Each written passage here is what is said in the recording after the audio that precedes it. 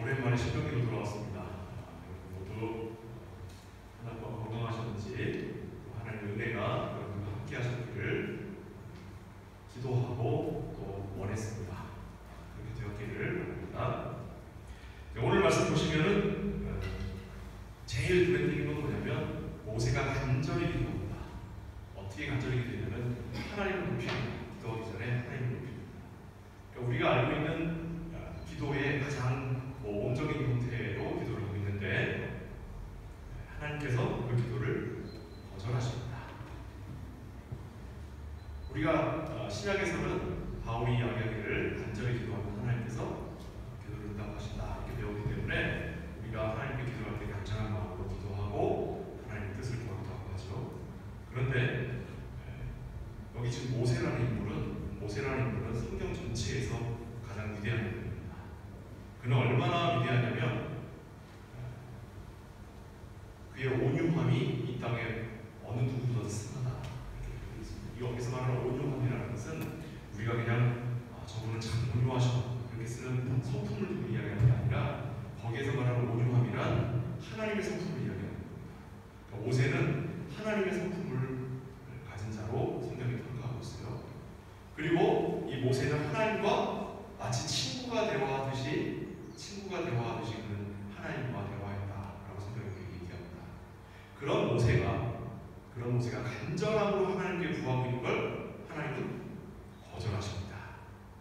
도대체 왜 간절한 기도를 그 모세가 살면서 하나님께 구한 게 얼마나 된다고?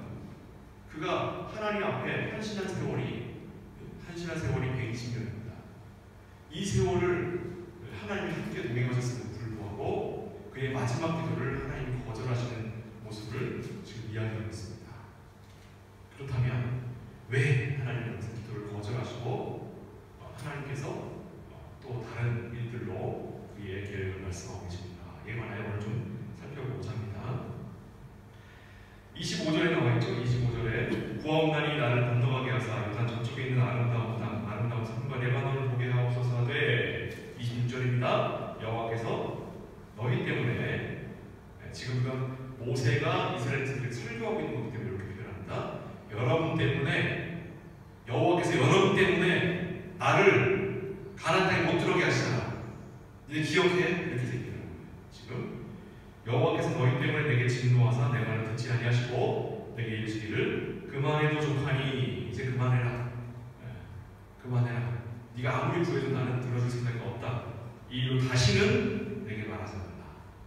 딱 잘라서 거절하셨습니다. 성경은 우리에게 중요한 가치에 관하여 상징적으로 설명하고 있습니다. 그런 상징들을 우리에게 보여주고 있을 때에 사용되는 인물들이 있죠. 예를 들면 부자와 나사로. 그 부자는 하나님의 예수님의 어떤 사역과 예수님의 이야기 가운데 나오지만 그 부자는 천국을 할까지 못합니다. 마찬가지예요. 신약에 여러 가지 인물들이 있듯이 또 구약에도 여러 인물들이 나와요. 어떤 선지자가 원래 이스라엘 백성들을 저주하려고 했는데 나귀가 하나님의 영을 받아서 꾸짖으니까 그가 다시 이스라엘 백성을 축복하는 기도를 했단 말이죠. 이렇게 했음에도 불구하고 그가 나중에 여호수아서에 가면 여호수아가 그때까지 잡은 포로들을 처형하는 장면이 나오는데 그때 명단에 이 선지자입니다. 여호와의 백성을 축복했는데 하나님의 영이 나귀를 통해 그에게 계시가 됐음에도 불구하고 하나님의 계시를 받은 자임에도 불구하고 그가 나중에 여호수아에 의해서 가나안 땅에 들어갈 때 처형당하는 명단에 그 사람이 있습니다. 그러면 이렇게 하나님의 일들로 사용된 사람들이 어떠한 경우에는 복을 받는 경우도 있지만 어떠한 경우에는 부당한 경우를 당하는 말이죠. 이런 것들에 관하여 우리가 어떻게 이해할 수 있겠냐는 겁니다. 요한복음 9장 1절부터 3절 말씀 때 제가 오늘 편하게 제가 말씀을 읽으면 그냥 듣기만 하세요. 오랜만이니까 성경 찾는 고생하지 마시고 듣기만 하시기 바랍니다. 요한복음 9장 1절 말씀에 1절부터 3절 말씀에 되어 있습니다. 예수께서 길 가실 때에 날 때부터 소경된 사람을 보신지라 제자들이 물어가로되 라피여 이 사람이 소경으로 난 것이 네 죄로 인함이니까 그 부모니까 예수께서 대답하시되 이 사람이나 그 부모가 죄를 범한 것이 아니라 그에게서 하나님의 하시는 일을 나타내고자 하십니다. 제3자 입장에서 볼 때는 참으로 은혜로운 이야기입니다. 그런데 소경의 입장에서 보면 이거보다 억울한 게 어디 있습니까? 자기에게 단 한 번 주어진 인생을 빛을 전해보지 못하고 사는 거예요. 무엇 때문에? 하나님의 영광을 위해서, 하나님의 뜻을 드러내는 것을 위해서 단 한 번을 위해 그의 인생은 몇 년이 될지 모르지만 그의 인생은 소경으로 살면서 동냥하면서 사람들로부터 무시를 당하고 살아가야 되는 거예요. 자, 이와 같은 인물이 구약에 있습니다. 욥이 있죠. 욥이라는 인물은 더 억울합니다. 자기는 최선을 다해서 하나님을 섬기는데 자기의 잘못이 아니라 하나님하고 사탄하고 둘이 얘기하다가 불똥이 자기한테 튀는 거예요. 그렇죠? 이런 억울한 일이 어디 있습니까? 내가 당사자가 아니에요. 내가 그 논쟁의 당사자가 아닌데 나를 두고 사탄과 하나님이 이야기하다가 갑자기 그럼 욥을 한번 쳐보십시오. 그럼 그가 하나님께 영광을 보시면 그가 그렇게 되지 못한다는 걸 하나님이 확인할 겁니다. 사탄이가 하나님이 열받았어요. 그래? 어디 한번 쳐보자. 이리 와. 욥을 친 거예요. 제3자의 우리가 볼 때 욥의 인생을 통해, 욥의 고백을 통해 우리는 하나님의 뜻이 무엇인지를 참으로 배우게 됩니다. 그래서 지난번에 우리가 언제인지 까마득하지만 2년에 걸쳐서 욥기를 살핀 적이 있죠. 언제가 또 기회가 되면 욥기를 또 살피도록 하겠습니다. 이 욥기는 구약의 로마서라고 하는 정도로 대단히 하나님의 뜻을 잘 담고 있는 성경입니다. 그런데 그 욥기에 욥은 음식의 재료로 사용하고 있어요. 얼마나 억울합니까? 그런데 그 실마리 어디서 볼 수 있냐면 욥의 마지막 고백에서 볼 수 있어요. 욥기 42장 1절에서 5절에 가면 이렇게 나옵니다. 욥이 여호와께 대답하여 가로되 주께서는 무소불능하시며 무슨 경영이든지 못 이루실 것이 없는 줄 아오니 무지한 말로 이치를 가리는 자가 누구오니까 내가 스스로 깨달을 수 없는 일을 말하였고 스스로 알 수 없고 헤아리기 어려운 일을 말하였노이다. 내가 말하겠사오니 주여 들으시고 내가 주께 묻사오니 주여 내게 알게 하옵소서. 내가 주께 대하여 귀로 듣기만 하였었더니 이제는 눈으로 주를 배워옵나이다.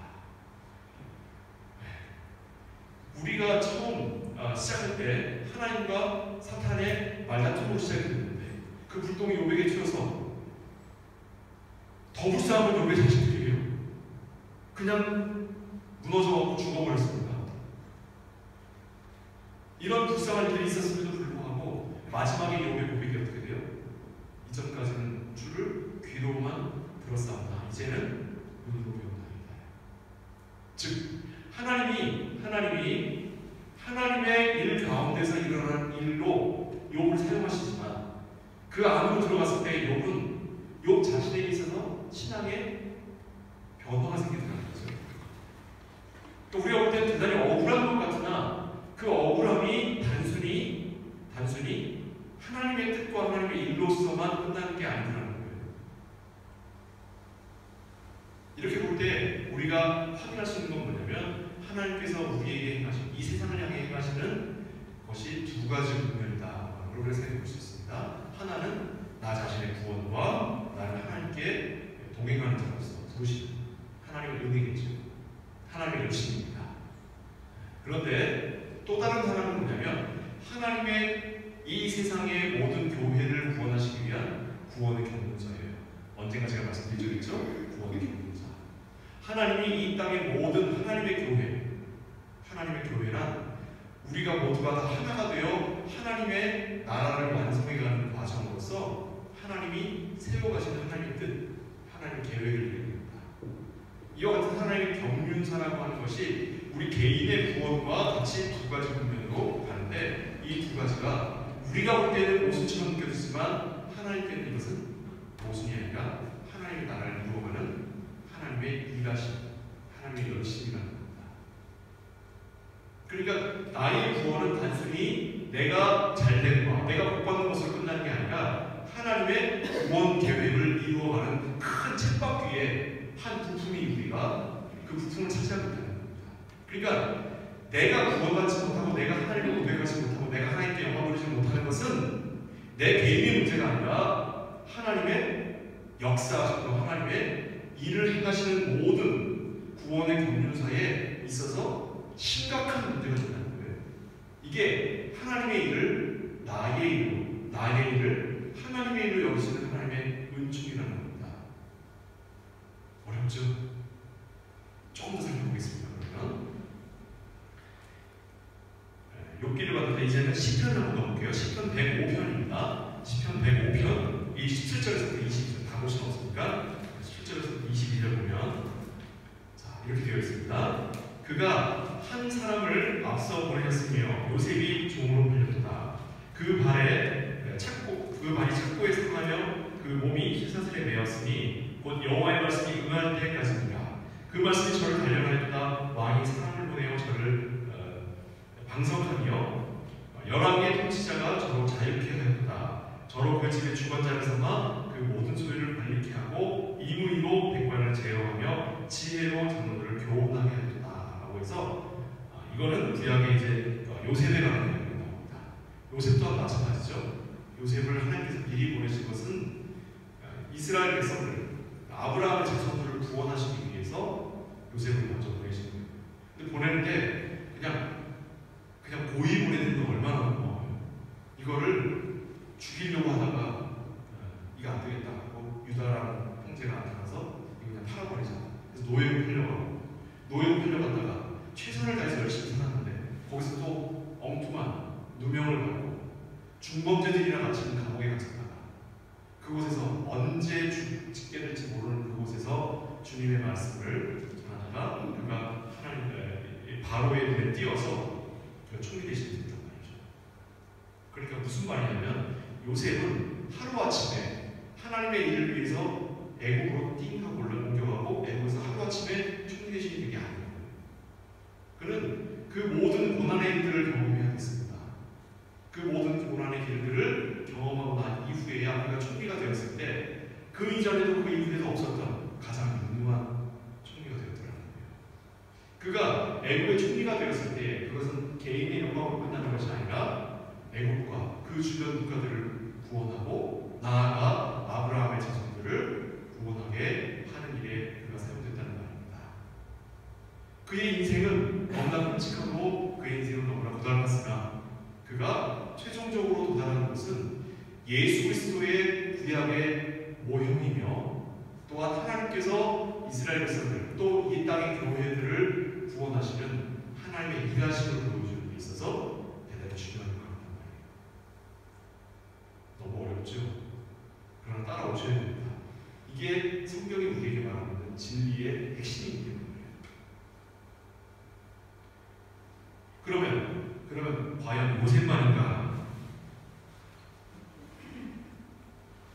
모세와 욥과 요셉의 예를 통해서 알 수 있듯이 하나님의 일하심이 두 가지 부분이라고 합니다. 하나님의 객관적 사역 그리고 하나님의 주관적 은혜. 우리는 신앙생활하면서 우리의 주관적 은혜에만 관심이 있게 되겠죠. 그러다 보니까 내가 신앙생활할 때 있어서 누군가 방해가 되면 우리는 그 사람을 함부로 저주합니다. 함부로 저주해요. 교회에서 봉사하다가 부딪히는 누군가, 교회에 하다가 부딪히는 누군가, 또 우리 교회는 아직은 시작하지 못했으나 무슨 단기 선교를 받든지 무슨 하나님의 일을 할 때마다 꼭 부딪히는 사람이 생겨요. 그럼 그 사람을 내가 품어주고 안아주고 사랑해야 하는데 그게 안 된다. 왜요? 하나님의 은혜가 하나님의 구원의 은총이 나에게 주관적으로 허락된다고 자꾸 믿고 있기 때문이에요. 그러나 성경에 나와 있는 이런 위대한 일들은 다 무엇을 보았냐면 하나님의 객관적 사역. 나 개인만이 아니라 개인들을 모은 교회를 위한 사역, 그리고 하나님의 백성을 위한 사역, 그리고 하나님의 나라를 만들어가는 사역을 우리 한 사람 한 사람을 통해서 이루어 가시더라고요. 그래서 우리가 겪게 되는 고난이라든가 우리가 겪게 되는 어려움들이 단순히 나의 개인적 신앙의 어려움들을 극복하고 그곳에서 나의 신앙의 인격적 성숙만을 목적으로 하는 것이 아니라 나아가 하나님의 구원의 역사를 이루어 가시는 이 두 가지 부분을 함께 가지고 간다는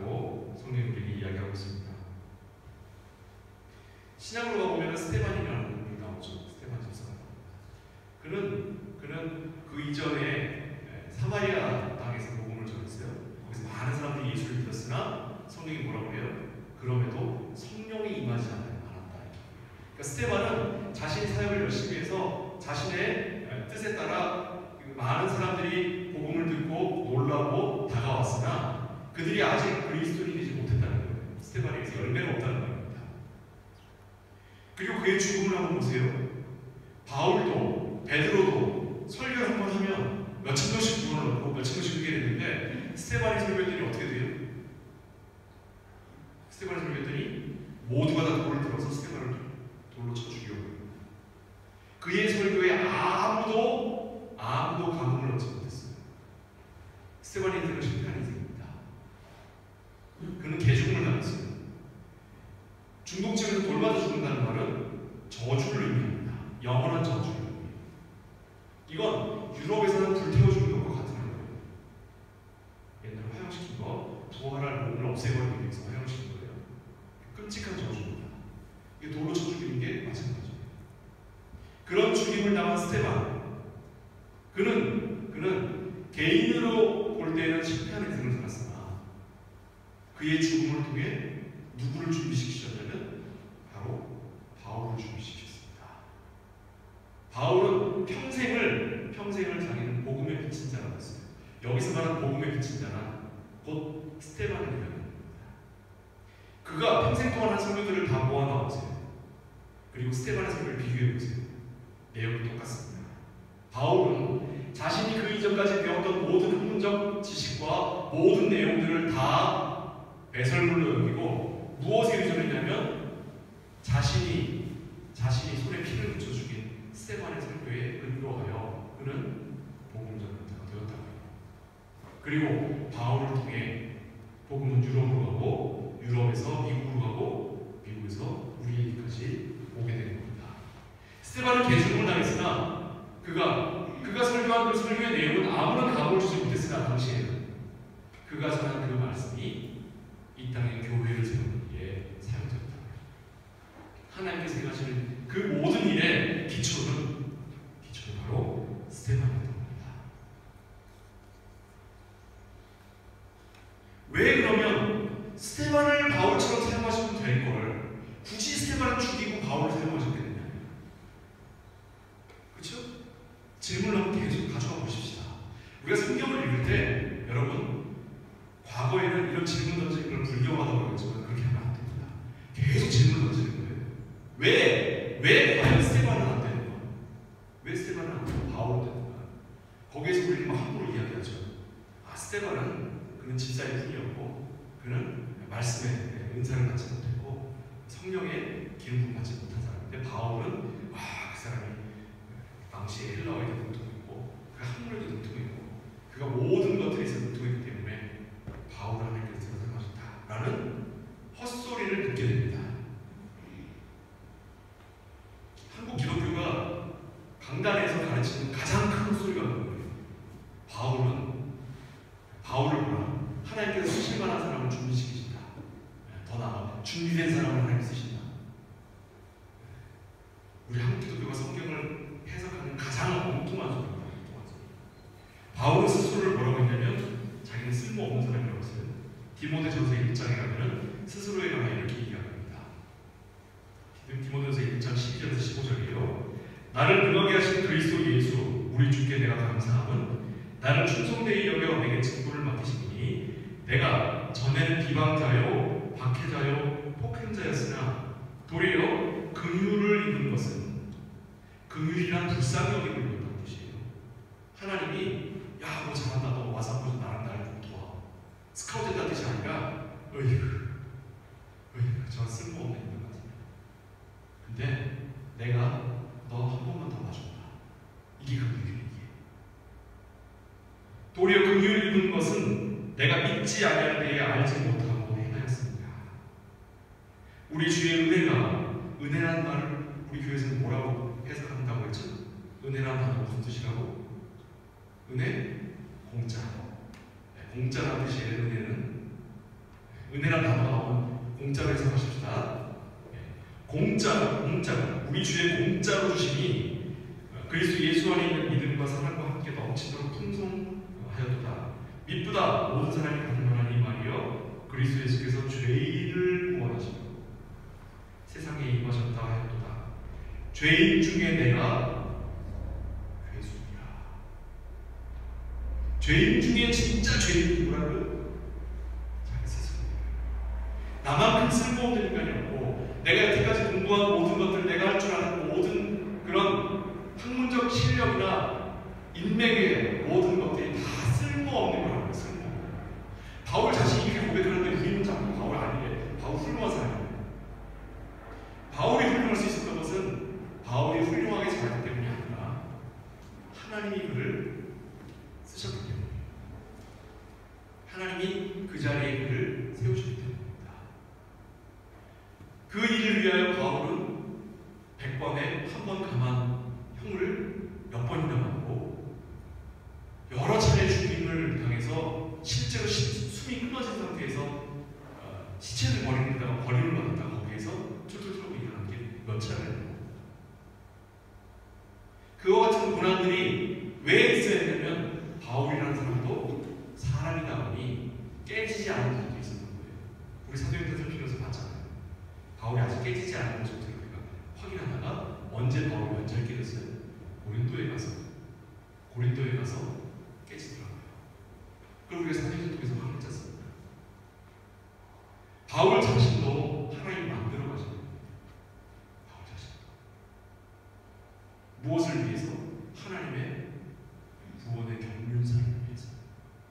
마찬가지입니다. 하나님 우리를 괴롭게 하고 우리를 고통 가운데 내버려 두신 것은 우리를 괴롭게 하면서 우리 안에 그저 하나님 알아라라고 하는 내 개인적인 감동을 위해서가 아니라 그것과 함께 더불어 하나님의 나라를 만들어 가시는 과정으로 삼으신다는 겁니다. 그래서 디모데후서에 가면 바울이 이것을 정리합니다. 뭐라고 하냐면 이건 한번 찾아봐 보셔야 될 것 같아요. 디모데후서입니다. 마지막으로 성경 하나 찾겠습니다. 디모데후서 신약 성경입니다. 디모데후서 4장 6절에서부터 8절입니다. 4장 6절에서부터 8절의 말씀.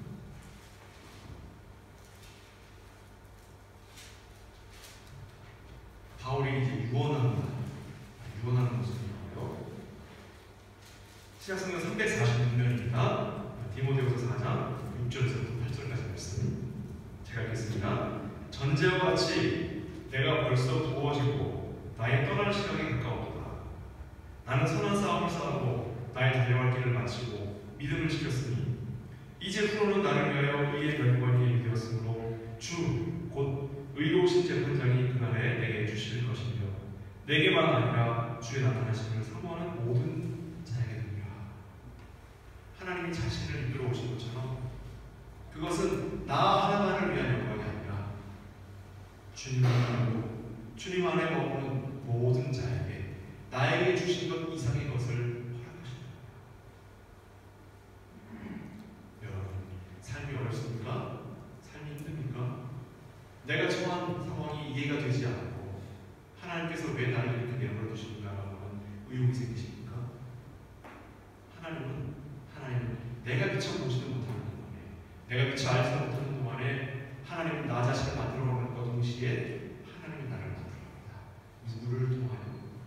나를 통하여. 내가 넘어지지 않고 다시 넘어지더라도 툴툴 털고 일어날 수 있는 것은 하나님이 내 손 붙잡아 일으켜 주시는 것만이 아니라 나 또한 하나님의 나라의 완성을 위해 길을 쓰고 다시 일어나야 하는 내 안에 숨겨져 있는 하나님의 나라를 위해서이기 때문입니다. 힘내십시오. 우리가 신앙생활하면서 겪게 되는 너무 서운하고 외롭고 고통스러운 것들이 있어요. 어떤 때는 왠지 모르게 눈물이 툭툭 나올 때가 있죠. 나도 몰라 이유를 알지 못해요. 기도하다 보면 그냥 터져 나옵니다. 신앙생활 하다 보면 그냥 서운한 거예요. 그냥. 왜 그럴까요? 그게 내 안에 반응하는 거예요. 하나님 주시는 은혜에 반응하는 겁니다. 우리 모두는 구원받은 자입니다. 꼭 기억하시기 바랍니다. 이걸 의심할 수는 없습니다. 구원받았는지 아닌지 또 구원을 잃어버릴 수도 있다라고 하는 두려움 가운데 살아가신다면 여러분 너무 쓸모없는 거죠.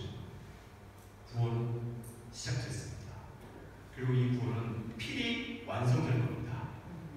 이 구원은 단순히 나 자신, 나 한 사람만을 위한 구원이 아니라 하나님 나라를 위한 구원의 경륜사의 한 부분을 차지하기 때문에 내가 구원받지 않고서는 이 하나님의 나라가 완성되지 않는 거예요. 하나님 전지전능하시다면 나는 비리 구원받습니다. 이 부분이 흔들리면 안 되는 거예요. 우리 모두는 구원받는 동시에 하나님의 일에 적절하게 쓰이도록 부름받는 사람들입니다. 이 두 가지 부분을 꼭 기억하시기 바랍니다.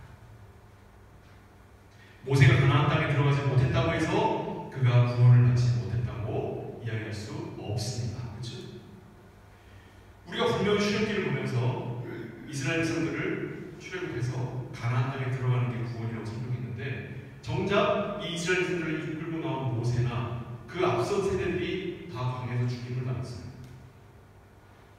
여호수아와 갈렙을 제외하고 다 광야에서 죽었다고 합니다. 그들이 구원받지 못했다고 누가 이야기하셨습니까?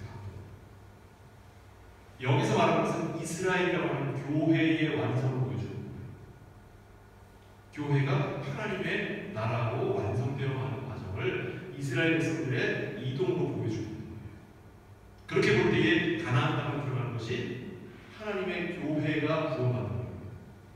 그 안에 개인으로서는 이미 출애굽을 한 것으로 그들은 하나님의 백성이 된 겁니다. 그들이 광야에서 죽었든 그들이 가나안 땅에 들어가서 죽었든 그들이 죽지 않고 하나님의 은총을 입었든 전쟁을 하다 죽임을 당했든 그들은 여전히 무엇이었고요? 하나님의 백성입니다. 하나님의 자녀, 하나님의 나라입니다. 도무지 풀리지 않는 문제가 있죠. 기도를 해도 풀리지 않고 금식을 해도 풀리지 않고 울어도 되지 않는 무엇을 해도 되지 않는 문제들이 우리 앞에 있는 것은 그것은 하나님께서 뜻하시는 바를 내가 아직 읽지 못하고 듣지 못하고 보지 못하는 것입니다. 그러나 우리 모두는 욥처럼 여태까지는 듣기만 했사오나 이제 눈으로 배워보나이다 라고 고백할 수 있는 우리 모두는 스데반이 얘기한 것처럼 우리를 통해 하나님은 이 이후에 있을 놀라운 하나님의 계획을 위해 사용당하는 하나님의 도구, 구원의 도구들이며 바울처럼 우리의 삶과 우리의 생을 통해 하나님의 뜻을 완성해 가십니다. 하나님의 귀한 도구자입니다. 나 스스로를 귀하게 하시고 나와 함께 이곳에서 신앙생활하는 우리 옆에 있는 사람들을 귀하게 해주셔서 참으로 하나님의 교회가 무엇인지를 우리 삶을 통해서 보여주시기 바랍니다. 고작 기도의 응답이 있고 없고의 문제로 하나님께 울고불고하지 마시고 견디십시다. 이겨내십시다. 그것이 우리에게 주신 하나님의 약속에 대한 우리의 응답입니다. 기도하겠습니다. 사랑하는 아버지 하나님, 불쌍한 종을 세우셔서 하나님께서 우리에게 주신 은총과 하나님의 계획이라고 하는 것이 어떠한 것인지를 정하게 하심을 감사드립니다. 이것은 비단 김 목사가 뛰어나서 읽어내는 것이 아니라 하나님께서 우리에게 주시는 은총의 내용으로 세우신 것임을 우리가 기억해 하시고 내가 이전에 가지고 있던 모든 것들을 바울처럼 배설물로 여기고 참으로 하나님께 주시는 말씀 가운데 우리의 삶을 내어드리는 참된 성도 되도록 주께서 우리 위내 한독교회 성도들을 돌아보아 주시기 간절히 소원합니다. 우리가 어디 있든 간에 우리가 어떤 모습으로 서 있든 간에 하나님의 자녀인 것을 기억하게 하시고 하나님의 나라가 바로 우리를 통해 완성되어 감을 우리가 고백하는 참으로 하나님의 자녀됨을 기억하도록 허락하여 주옵소서. 예수 그리스도의 이름으로 축복하며 기도하옵나이다.